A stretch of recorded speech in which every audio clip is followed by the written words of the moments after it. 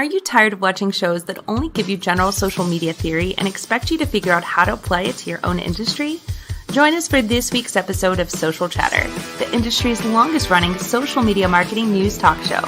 Not only will you learn the latest breaking news, but you'll also gain practical advice on how to apply it. Now here's your host, Christian Karasevich. Welcome, everyone, to episode 306 of Social Chatter, your weekly social media marketing news talk show. Just want to give you guys a quick heads up. This is being pre-recorded this week with myself, Sarah Monroe, and our guest, Dorien Morin-van. More on her in a minute, but we're pre-recording this. We will be back live next Thursday, but don't forget, we will also be answering your comments that you leave on our social platforms as well as this show is airing.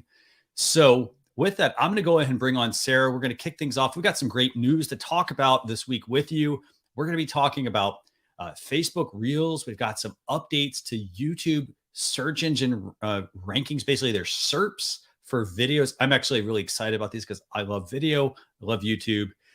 So we're going to be talking about that, a bunch more, but I'm going to bring on Sarah and have her tell you more about what we're going to be covering and about this week's guest. Sarah.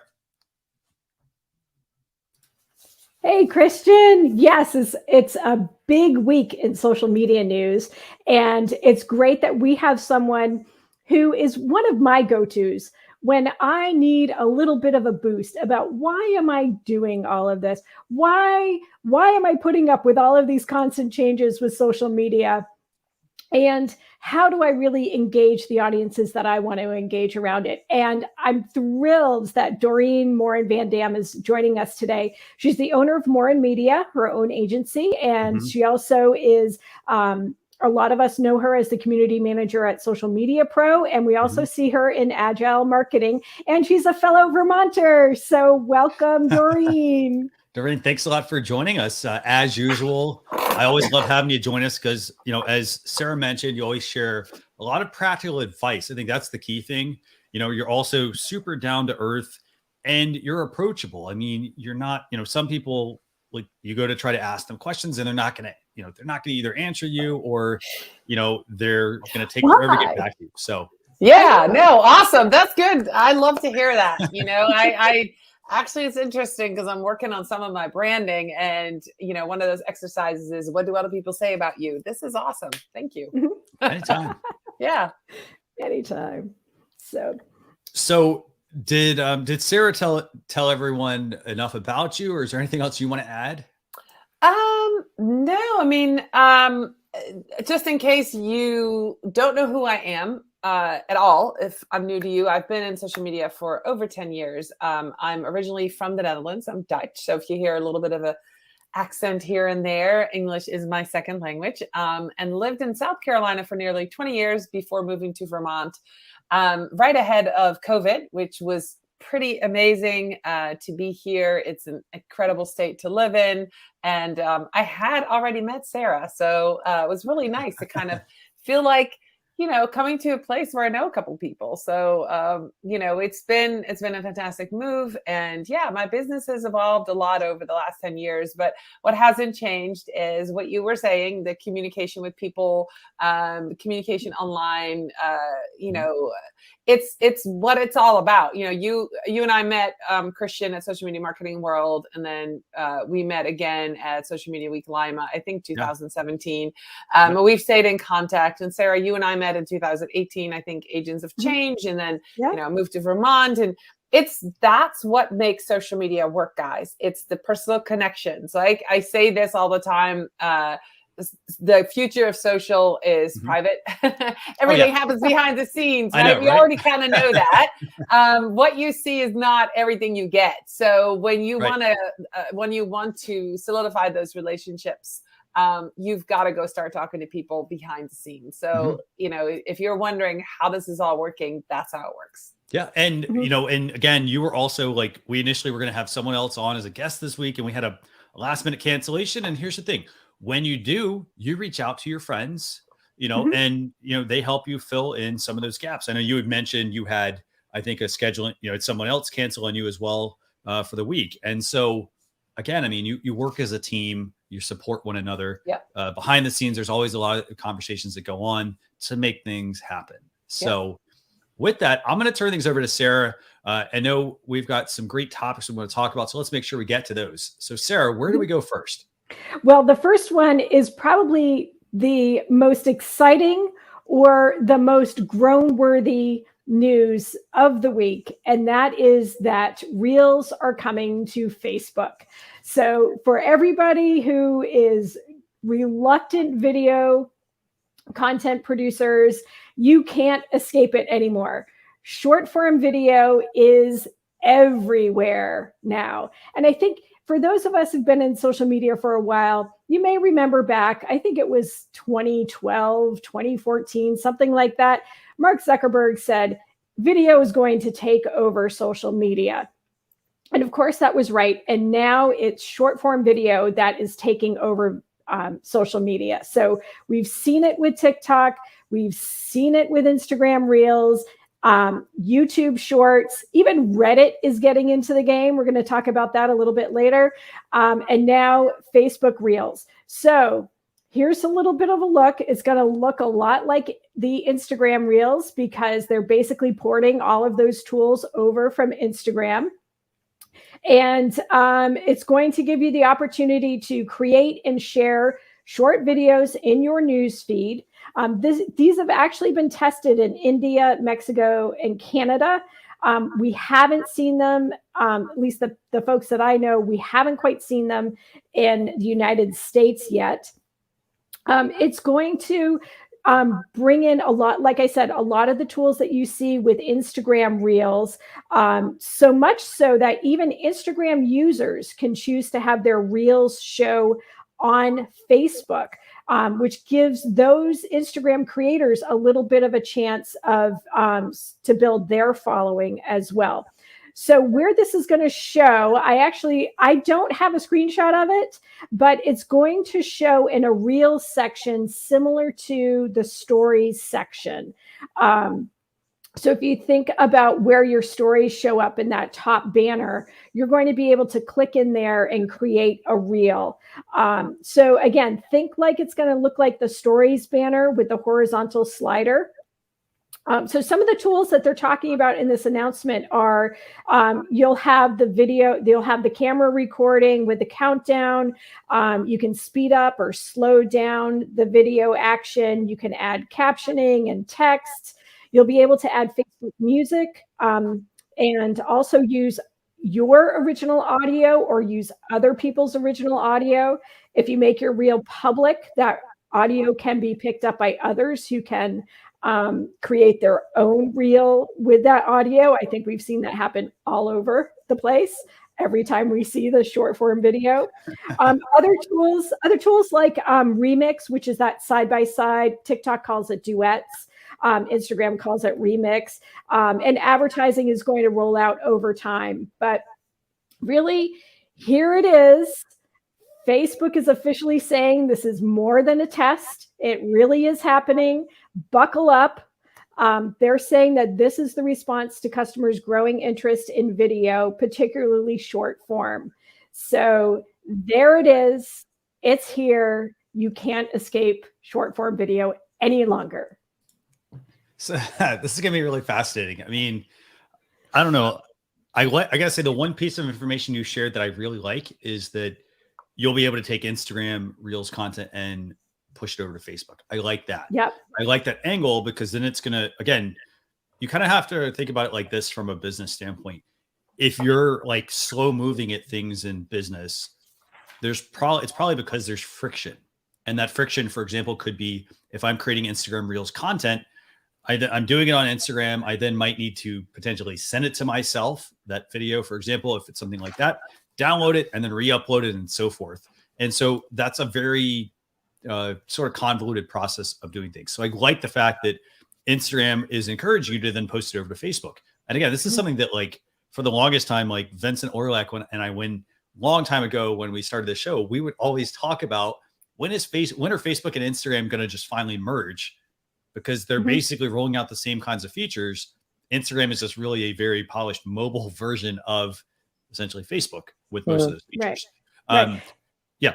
It is going to look a little different. And there is a screenshot in our slides too, that it's going to give that option for a creator, even a creator that's not on, it sounds like even a creator who's not using Facebook can send it over to Facebook and it will show up as a recommended reel for people in their Facebook reels. So this is for Instagram users who may not be on Facebook to get their content in front of Facebook users and bring them over to Instagram. So yes, that merging is coming together. Assimilation, is that what they called it in Star Trek, the Borg, right?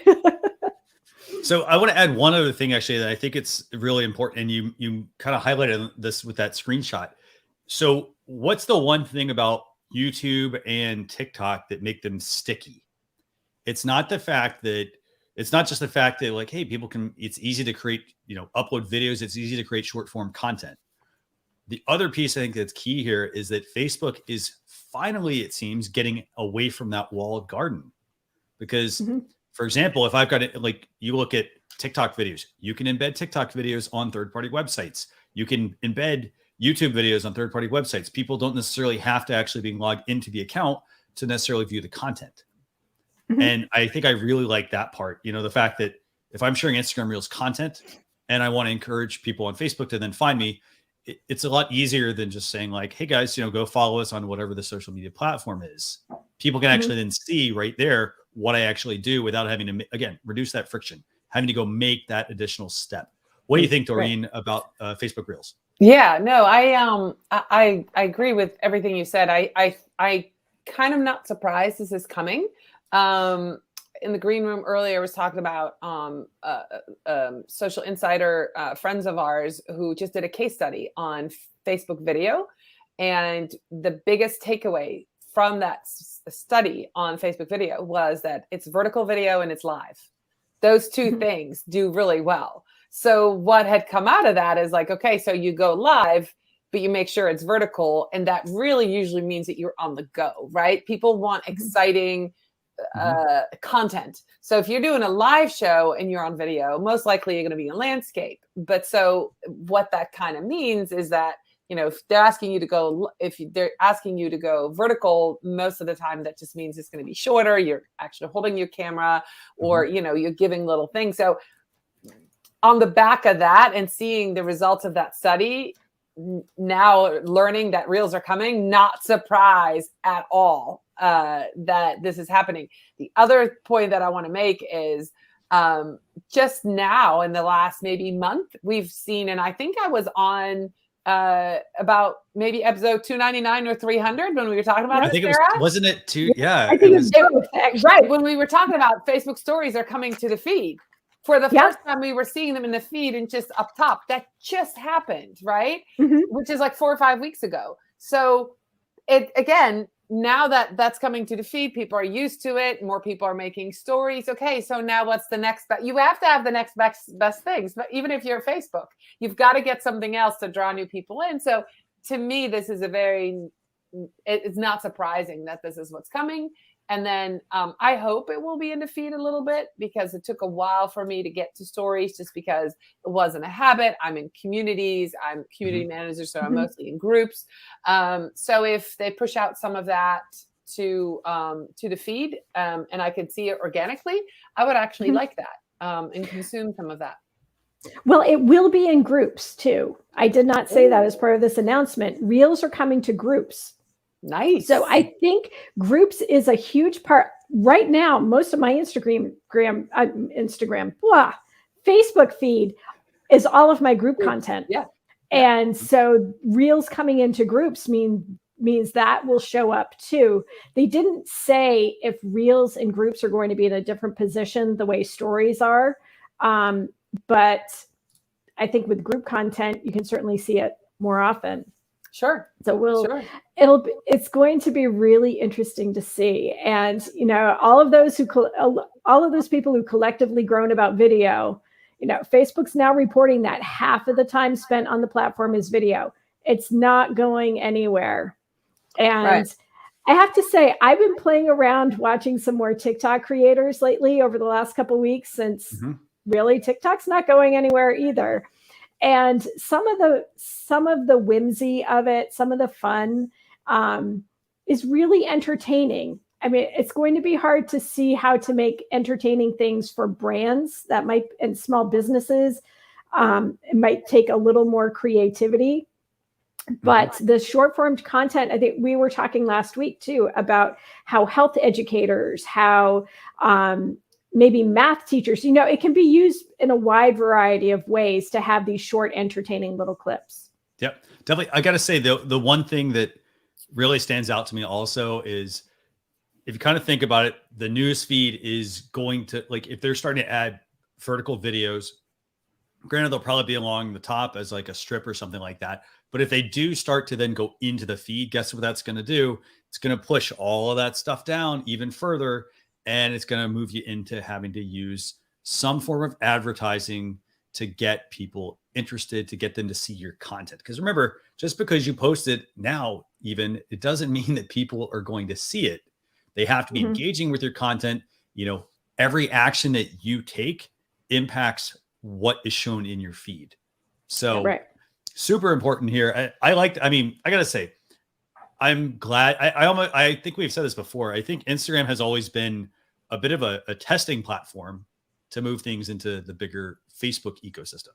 So, this makes a lot of sense, obviously, to have some of these features. Obviously, short form video content, great stuff. It's great that, video is what's engaging people. So Sarah, I want to move on to the next topic. Sure. And just to tag on to what you were saying too, This is the new shiny thing. And Facebook is putting a lot of money behind it on Instagram and Facebook. They announced $1 billion that they're going to give to creators on both platforms. So you're going to see it. There's no escape. Right. So speaking of engaging content, so we talked about short form content. What's this next topic we have for the week? The next topic is something really kind of interesting. Virtual reality. Virtual reality is coming to Oculus. A virtual reality workspaces is coming to Oculus. So Facebook is announcing Horizon Workrooms. So what they're trying to do is to create a more interactive experience in the VR workplace using their Oculus devices. So they're creating places where you can work together with your team. They're going to have whiteboards so that you can take notes or sketch things out, and those can then be exported and saved elsewhere. People's avatars will be able to have hand gestures, so you'll get a little bit of body language. So really what Horizon Workrooms is doing is sort of embracing the fact that we are going to still have remote teams, and it's kind of gamifying the whole workroom to make it a little more fun. And I have to say, I don't know how I'm going to feel about having to wear that big Oculus headset for a meeting. I mean, it's bad enough having lights in front of me and a camera and microphones to then put on a headset. I suppose your avatar doesn't need makeup and hair, right? But it could be something interesting for the right workplace. This is really interesting. I got to say, this is so interesting. I mean, this reminds me of the movie Lawnmower Man, like from a long time ago. I don't know how. I mean, I could already do stuff like on my desk. So this is like, I mean, unless this is some sort of intermediate like thing going into using this. What do you think, Dorien? Well, from what I'm understanding, I mean, I've been working from home for 10 years. My husband's been doing it for 23, right? So we made it work before Zoom was a big thing. We had phone calls, sometimes we did do Zoom calls here and there and didn't always have video on. We can do calls through Slack. So it's not like we can't work together. However, now that larger teams, and I think that's the operative word, larger teams, corporations, people that are used to being in the same room, right? Now they're working together. And so I think that's what a lot of this is going for. I think us who are either solopreneurs or have small agencies, we figured out a way to do this Yeah. But large teams who depend on people coming to the office at 8, having an 8:30 stand-up meeting in the morning, need to figure out a way to engage those people before they send them out to do the work of the day. I think that's one of the ways. So they're looking, I think this is a solution for those type of teams that are normally can look each other in the eye, can, bring in a coffee for each other, can have that work office sphere almost, because I hear what you're saying, Christian. Anything that you do in that room, you could just do on your computer. I think this is more of a company culture thing. And that's not what they're saying, but that's what I'm hearing. When you were talking about it and you were kind of like, what is this for? I think it's to engage the people who are not and everybody's a different learner, right? Everybody's a different teammate. This is for the teammates who need other people to motivate. They're not self-motivators. They're not self-starters. They're really great teammates. They need the energy of others to get ideas, to share ideas. In a room like that, where you can almost feel each other and touch each other, you get that energy off of others. Because I sometimes get energy from being completely alone, putting headset on and reading a book. That's how I can recharge. But other people recharge from being with others. So I really think those are kind of the two factors that play into this. So I would say, great. I don't know if I'd be using it unless I get on a big team and they're forcing me to. But I can see where it can really work and where it can hold on a little bit to that company culture. Right. Go ahead, Sarah. I was going to say, I find it hard to believe that a big company is going to spend $300 per head to get the headsets. So I think there needs to be some kind of technology advance. This is really going to take off, because you can just have Zoom rooms open too. People can just come into they know what everybody's link is to go into their personal Zoom rooms. You just have Zoom on, or Skype, or whatever it is. So people just sort of virtually walk in to your workspace anyway. I gotta say, go ahead, Dorien. No, I was gonna say, I can totally see where companies would spend $300 on a headset if that is going to produce productive people, happy people, conserve company culture.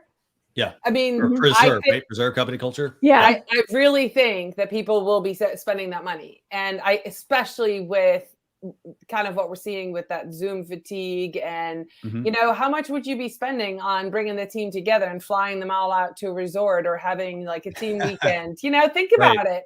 Or how much money would you be spending on renting your building or owning a building that you now can sell because everybody works from home? I think CEOs are looking to invest in a new way now, that maybe not right away, because now they have this extra money and we all went through a pandemic. But there's money available, and they're saving money. They're saving money by having people stay home, just like we're saving money by being home, not having dry cleaning bills and, car bills and gas and all of that, right? So we're saving money. They're saving money. And smart CEOs are going to reinvest it. And I would not be surprised if this takes off. I got to say, so it probably, when you think about it, if a large enterprise company, with thousands of employees, they're not going to spend it. They're not even it's not going to cost them even $300 probably per seat, is what I think will end up happening. Will be something with, volume discounts. I will say the one thing that does concern me a little bit about this is, it's really the fact that some people can't do this kind of environment. They physically can't put on, they can't be in that virtual environment because they get sick from it, for example, and things like that. So does this become the I think Sarah's, does this become the how people are wanting that workplace flexibility where they either go to an office, part-time and then be online part-time? Does this essentially become version 2.0 of that, where you're either in a virtual space or working in an office, for example, working in an office, i.e. working remote, and then being in a real office doesn't exist? Just wondering. Because if you think about it, Yeah, I was going to say, I think it's an addition. I think it's an additional tool. Just like, not everybody uses the same tools, even within the office. Some people choose not to go to the birthday parties and have cake. Some people choose not to go to the Friday 5 o'clock, we're all going to the bar. And some people just don't want that. So I think this still can work. And like I said, I think it might be a little bit more about company culture. There are people who might call in and say, you know, I'm just going to call in. I'm not going to put that headset on. I want to know what's going on, but I'm not going to participate in that way. So I think that's kind of what's happening now with Zoom, where you can turn your camera on or off, right? You can mute yourself or not. You can kind of figure out how you're willing to participate. And sometimes you have to, but I have a family member who's, you know, very uncomfortable on Zoom. So, you know, she has to figure out how to make that work for her. And especially if she joins a new team, or there's a new team member that immediately notices that she's uncomfortable, kind of thing. So yeah, I mean, tools are great and they only work for some people, not everybody. But yeah, I think this could be a good addition, an additional tool to somebody's toolbox who wants to preserve that, who has said to everybody, you know, go work from home. I know Facebook is doing that, you know, a lot of people are working from home and they're probably using this tool and have tried it out and probably have found some good results on that. Right. Definitely. So you two changed my mind about it. But I think we still need, I think if you do have a team that has diverse needs, like you said, Doreen, as far as their comfort level being on camera, being an avatar may be more comfortable for some people. I think anybody with a visual impairment, maybe even sometimes their glasses may get in the way of the Oculus or something like that. I think we'll still have to do that narration part to make sure that everybody feels included and part of the group as they're moving to this virtual reality workspace. Excellent point. So here's one last look at this Facebook Horizon Workrooms feature. They're calling it the Facebook Metaverse for Work. Here's one last look at what that looks like. Basically, again, the person has a physical headset on and they have controls in their hands. And you'll see this, like, so they're picking something up. There you go. That's what the handset looks like. And they're using it to point, almost like Nintendo Wii from like a few years ago, essentially. But you have the headset on and that creates the physical environment that you're in. So very interesting feature. We'll see where this goes. Sarah, where do we go next? Next is something that I find really interesting. And that is YouTube is changing their search engine results pages. So SERPs, for those of us who like the acronyms, this is something that they say they have been testing mobile only in India and Indonesia. But I have to say, I've been seeing it on my phone for a couple of months, actually. Christian, I think you and I were messaging about it. I said, are you seeing this? So what they're doing is what we can show in the next slide, they're changing the visual presentation of your video searches. So you're actually going to see the video and below it, you're going to see chapters. So Christian, if you flip to the next slide in the deck, you'll see that. You'll see the little space where there's a video and then chapters underneath it so that you can actually chapter your video. You can still chapter your video now, but now the chapters will show up in your search results. And so this is really important as far as you're writing descriptions for your YouTube videos, right? They've always liked you to have those timestamps in the video description. And so now they're actually breaking it out and putting it into the search results, which is awesome, especially if you have like this show, we have different segments of this show about different topics. When we start to chapter this out and put these little pieces on, each of these little chapter snippets will show up as their own little SEO rich clip. So that's one great thing that's part of this. The other piece is that when you get your search results, you search in YouTube for, you know, how to rewire a lamp, right? You're going to get videos, but if there isn't high, as YouTube calls it, high value video as part of that search results, you're actually going to get regular Google search results interlaced with those video suggestions for you to watch. So you'll see the typical little thumbnail with the title, maybe a little bit of the description, depending on how big your screen is. And then you'll see what looks like a line just from a regular Google SERP page. So, like I said, I've seen it a couple of times where interspersed in the video recommendations are these little Google links off to different web pages. So it's really interesting. I think the chapter piece is really interesting. But also Google recognizing that YouTube doesn't know everything, even though we think it does, and that Google search results pages add to the user experience and the value that the person is going to get from their search results. So what do you think of this idea? I like this. I got to say, I do. I like this a lot.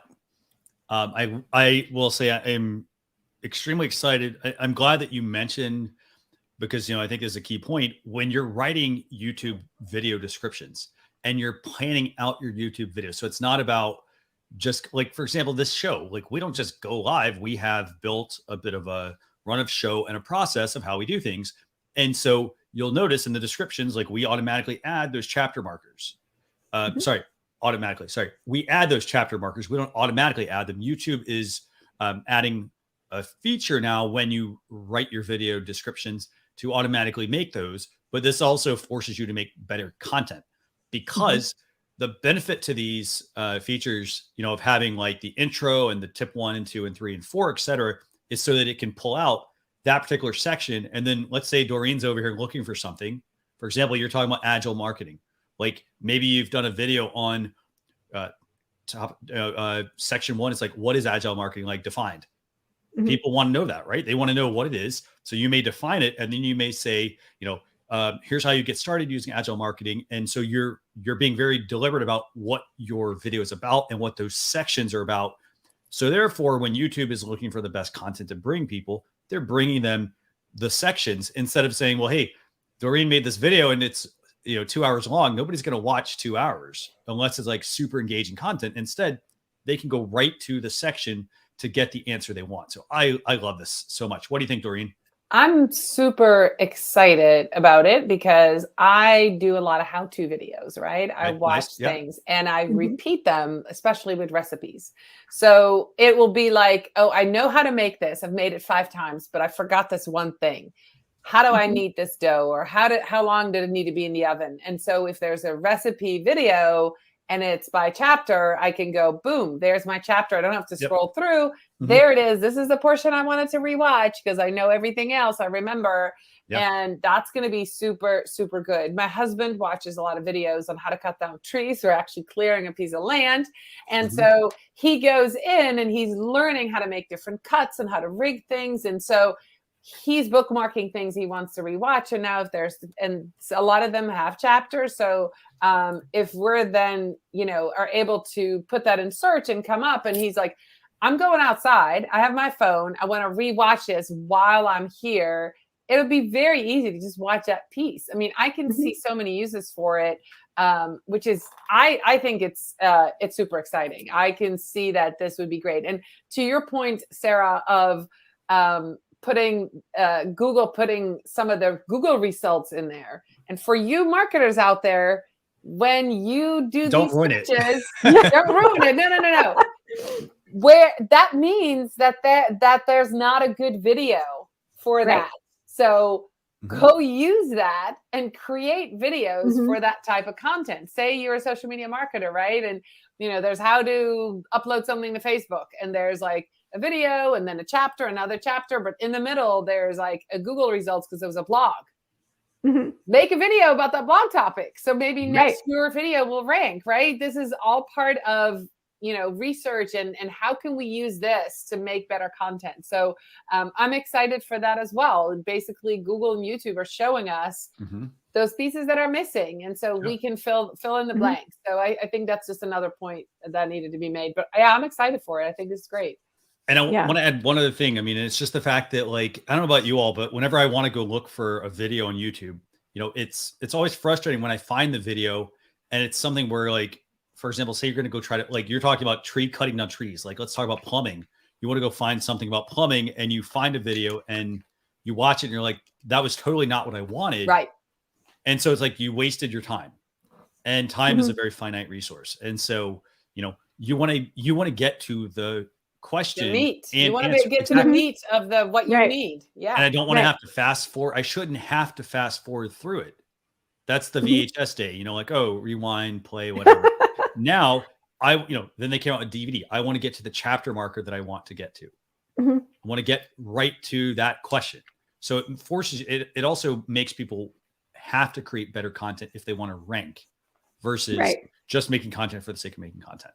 Hey, well, you just mentioned the word DVD, and I'm thinking about a CD. You're in an album on a CD. You have like 20 songs on there, and you have your favorite. It's number 7, and boom, you push 7, and you're right there. It's kind of that idea, guys. That's the visual that you need.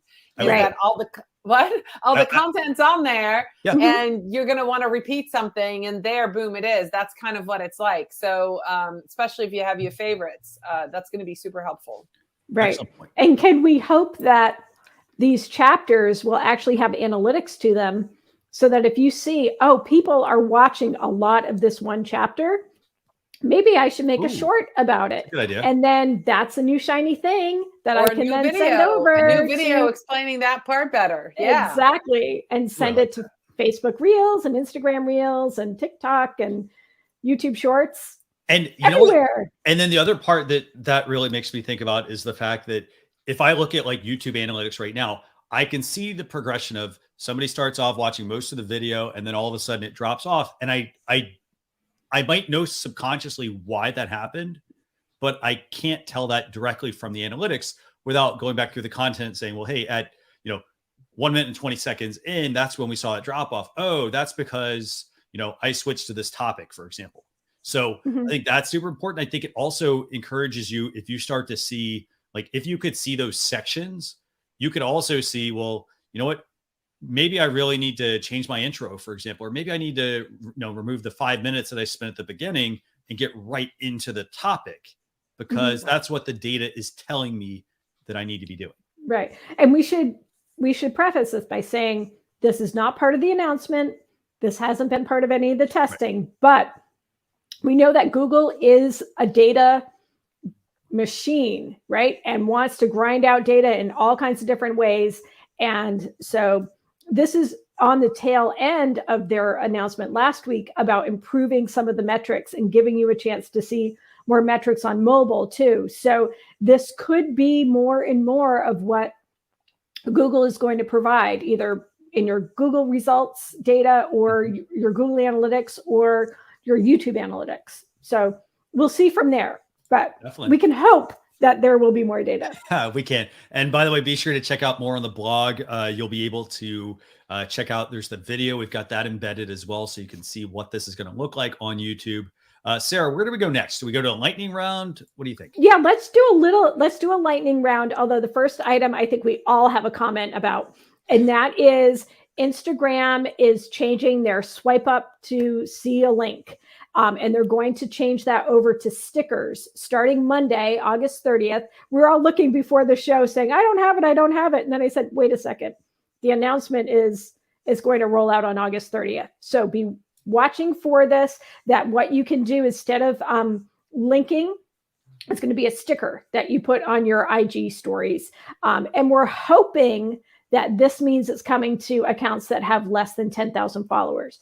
So right now, if you have an account that has less than 10,000 followers, you cannot add a link to your story. So I'll open it up for Dorien and Christian to hop in about how excited they are about this news.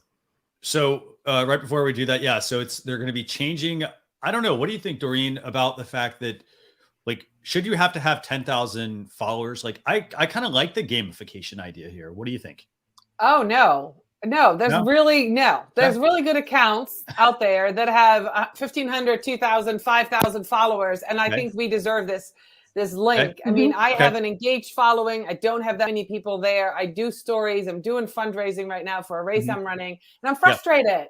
I can't tell people where to go donate, and it's ridiculous. So why do I have to 10,000 followers? Honestly, this is what makes people go buy followers, which is dumb. Yeah, exactly. Because they're frustrated to not have this feature. And I understand what you're saying about gamification, and there's something to be said for that. But this is a very, very important tool to use, right? Okay. And it's just to not have that and to race to that 10,000.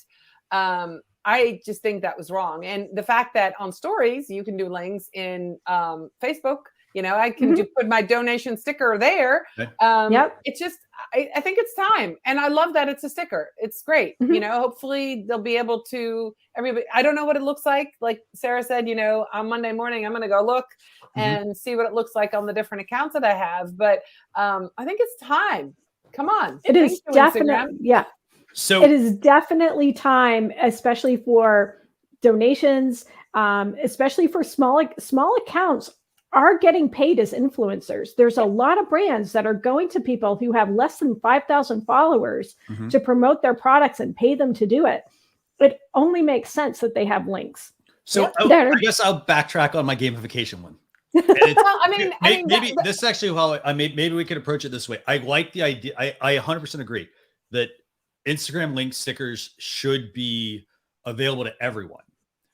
What it makes me actually think of is, how like you go to a bank and you get interest rates, right? And they give you interest rates.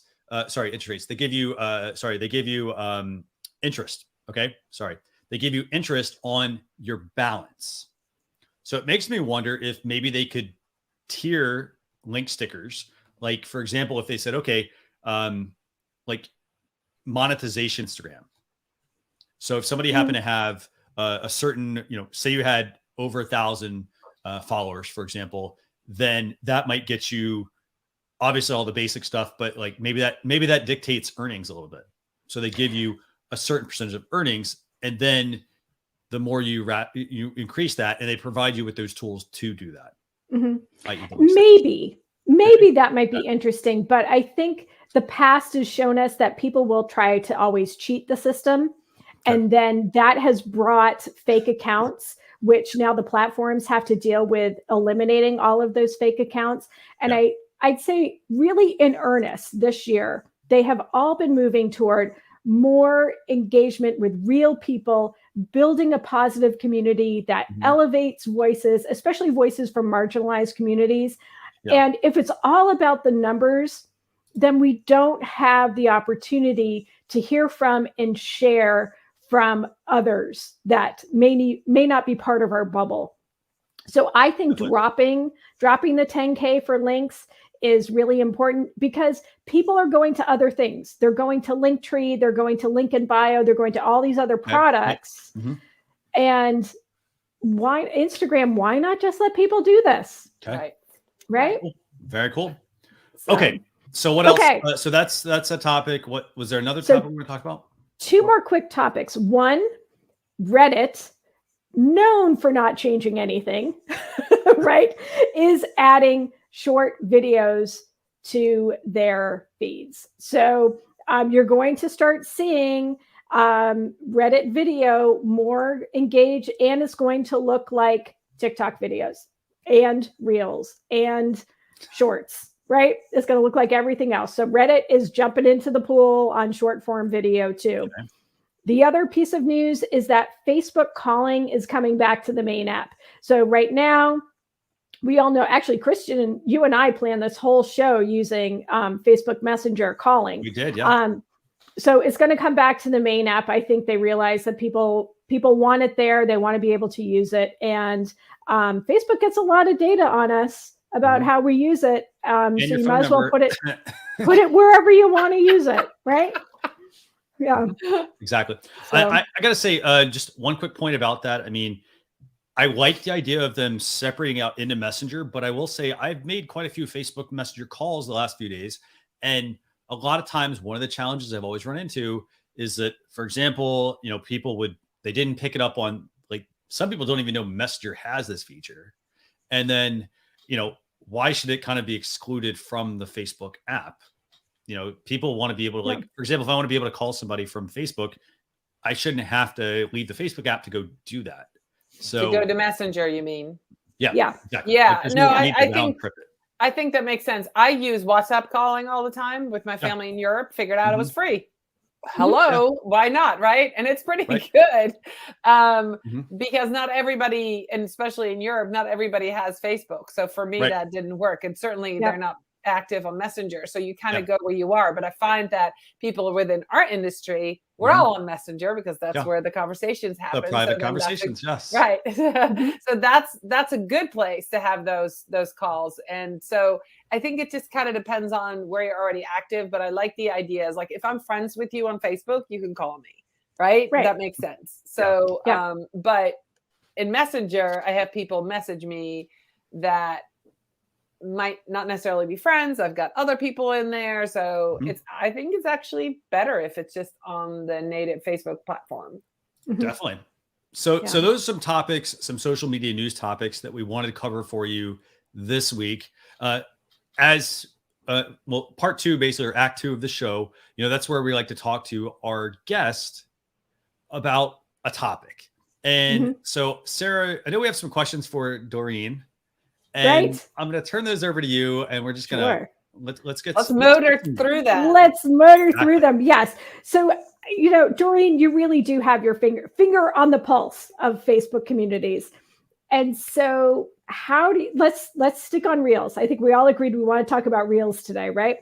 So will Reels ruin Facebook for its core users? No. No. I mean, if you're active on Facebook and whether you're in groups or whether you scroll through and watch all those videos already, which I got stuck in the Facebook video thing sometime this week, I looked up and I realized I'd been an hour in there watching cat videos, right? So that happens to all of us. I don't think Reels are going to ruin it. Just remember, TikTok is really, really young users on average. Instagram is a little bit of the next group of, millennials. And then you've got Facebook where you've got everybody and grandma on there. So I don't necessarily think it's going to ruin it. I think it's going to bring a new type of content piece that we might not necessarily initially be comfortable with creating, but we certainly will enjoy watching. And, that's how we learn, right? We learn things by watching. So as we watch and as we see, and as it comes over from TikTok through Instagram, through Facebook, I think we're going to get more comfortable with that type of content. And we might actually start experimenting. And I'm saying it's like a little bit of the older generation. And so I don't think it's going to ruin it. I think it can enhance it. Now, as a community manager, I would have some hesitation. I hope that they will allow us to turn off the feature because I do not want 50,000 people putting Reels in my group, right? So as long as we have the ability to toggle it on or off, and Facebook's been very good with that, with new features that come out, like Facebook Live. We turned off that. We didn't want 50,000 people to go live in our group. So we just turned off that feature. Nobody can go live in our group but us, the admins. I think then it makes sense. But there's certainly groups that are out there where it's all about entertainment. I know there was a group that came out of the pandemic, people pretending to be ants. How fun would it be to have Reels in there?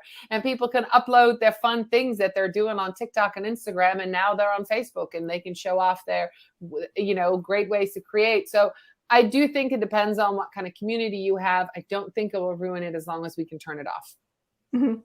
Right. And I think the quality content is going to come out. Right.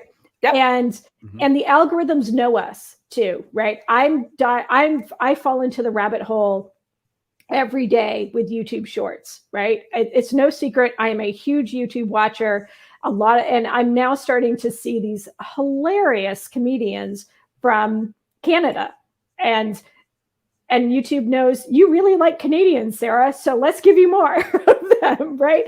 And TikTok can really fall off the cliff into things that you never thought you would be sitting there watching different dance moves by different people, a dozen people doing the same dance in different ways and spend 45 minutes doing it, right?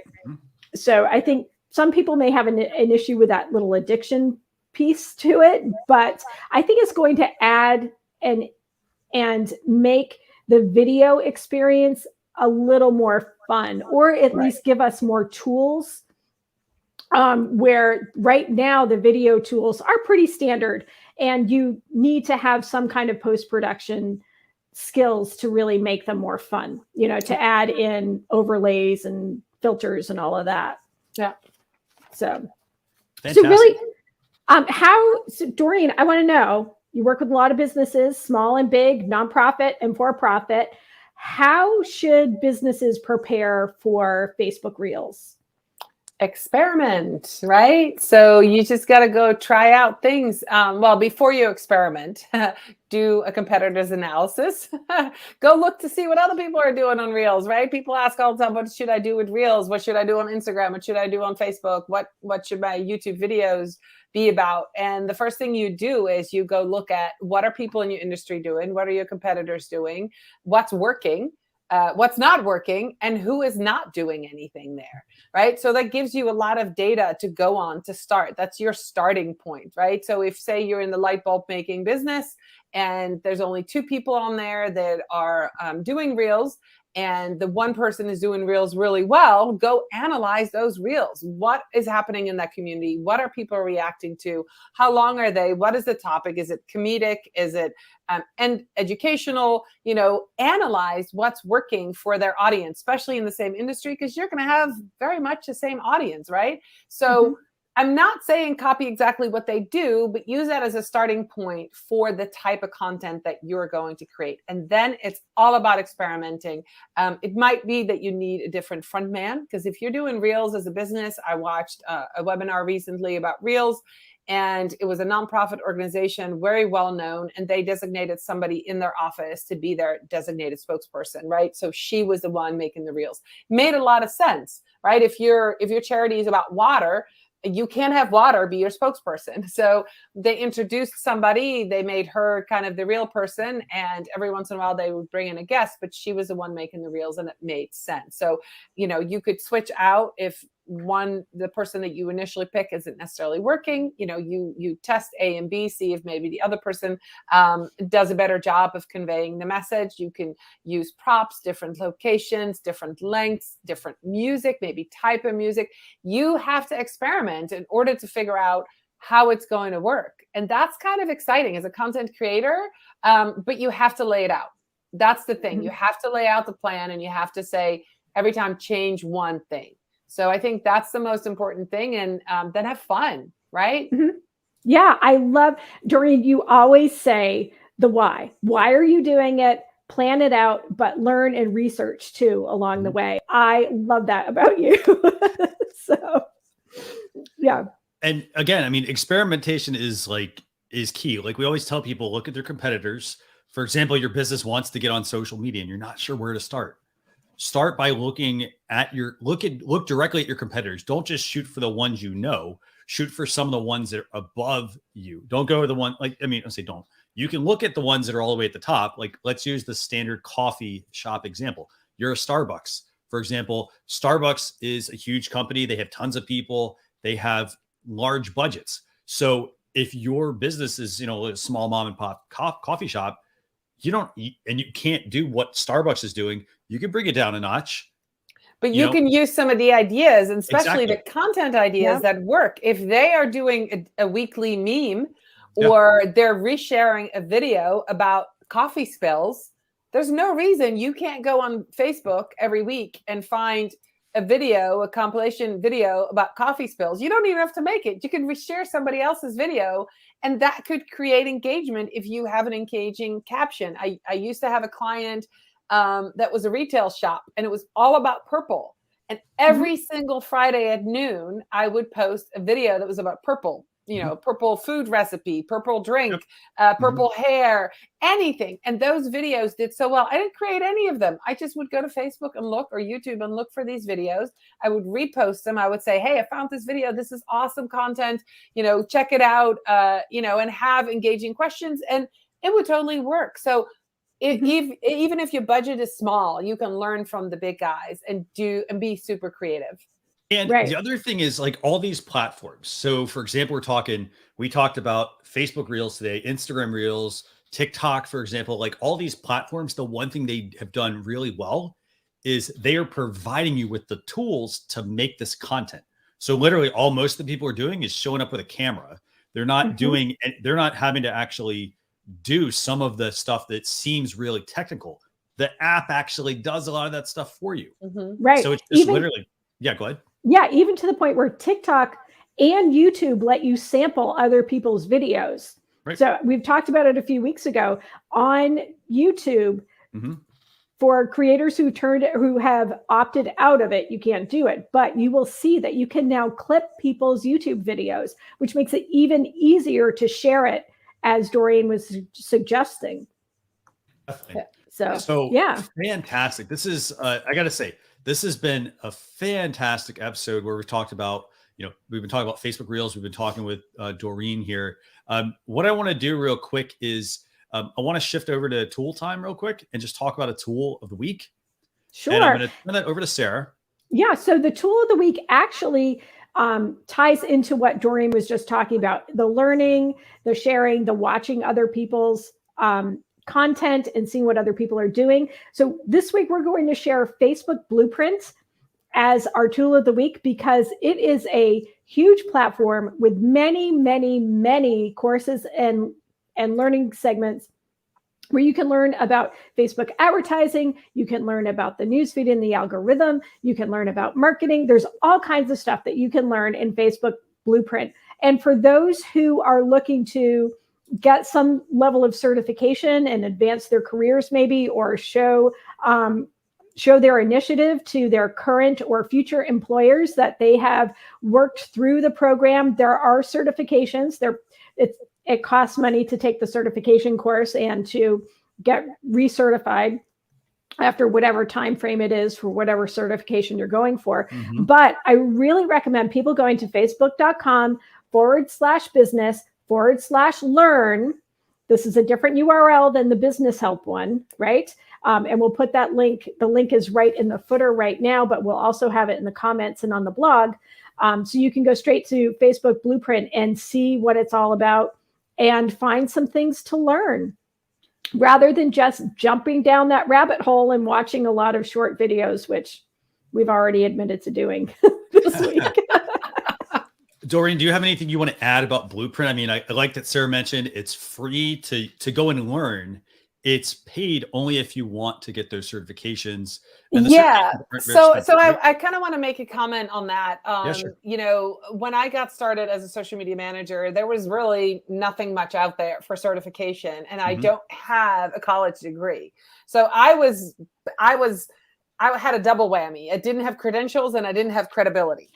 And that really was a big problem initially. I mean, after about 3 months, I'm like, I don't care. I'm just going to do it anyway. Right. But what I did is I took some courses that didn't have certification, but I knew the content. But if you're just starting out as a social media manager, or social media professional, or if you want to up level your career, so you have to make those choices, right? So you can take the Blueprint class or courses, and they are free. That's an investment of your time. If you want to show to others that you've done that, if you want to use that certification as a way to get noticed, say on LinkedIn or on your bio, if you need that, if you think you need that to get to that next level, then it's totally worth it to take that certification. Yes, it costs money, but I spend thousands of dollars going to conferences, and I don't get a certification from that, right? So it's all about the ROI. What do you expect to get back out of it?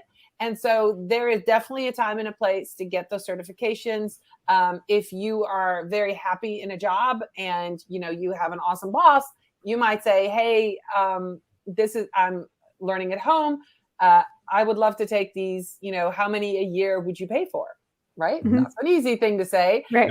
So get those while, as you can. If you're in the job search right now and things are going sideways, or you're not really getting where you're going, adding one or two and just seeing if that would boost something is certainly worth it. So it's two-part, right? It's the learning and getting confident in understanding Facebook better. Nobody can teach you Facebook better than Facebook themselves, I think. But also having that confidence and adding a little bit of a few credentials to your resume could boost both your self-confidence and your visibility. So kind of see where you are and where you need it, but never stop learning. Always, do something. And you can always, there are also colleges and universities that offer courses, certifications as well. But here's the thing, it still comes back to like I've got 15 plus years in the social media industry, and I have a college degree. I started working in social media, so I don't necessarily need those certifications to back some of that stuff up. So it really depends on your situation. Right. Right. Are they going to guarantee you're going to get a job? Not necessarily, but the good thing is you can use it to, educate yourself. And then you can also, if you feel like, as Dorien mentioned, you can use it depending on, if your job requires that or you're not getting anywhere. It's $100. I think they're $100 and something per certification, maybe 200 something like that for a year. Yeah. So it's also, I'm going to tell you, the one that I paid for the most was about a year and a half ago. I paid for an agile marketing course. It was a 2-day in-person course right before COVID hit, and it was really expensive. I'm a solopreneur, and it was a lot of money, but I had not been excited about learning something new like that for 5 to 8 years. I was so excited to go. I was so excited to learn this. I was ready.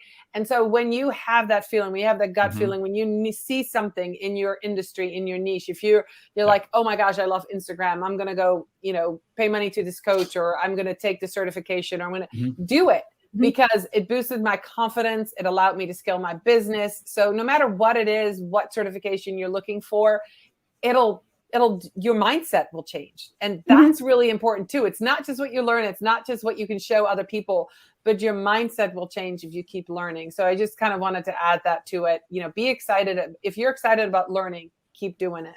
Right. And I think that self-confidence mindset is crucial to being in social media because things change every week. We have a hard time keeping up with it. And we talk about this every week, right? Sometimes you have to think, where did that button go?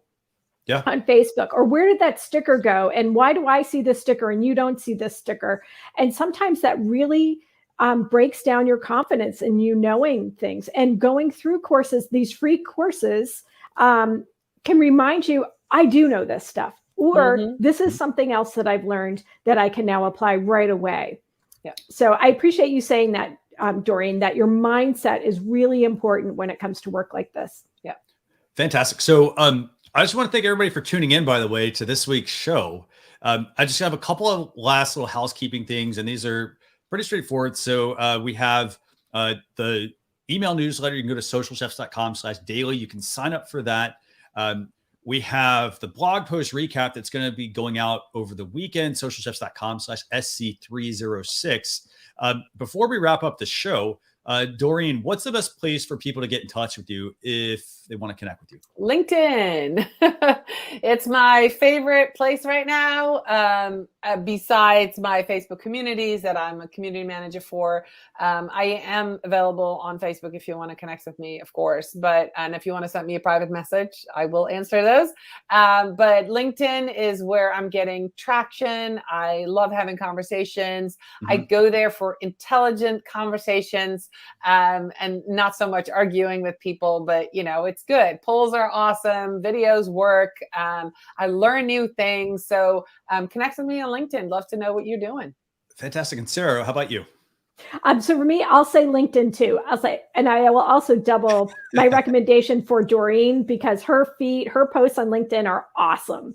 And so you can find me across social media at Sarah Monroe VT. If you connect with me on LinkedIn, please drop a message to let me know that you saw an episode of Social Chatter, and that's how you'd like to connect. And by the way, I love the fact that, you mentioned, if people want to send you a message, don't just send you a message, tell them how you actually came across, you, for example, in this case, Social Chatter.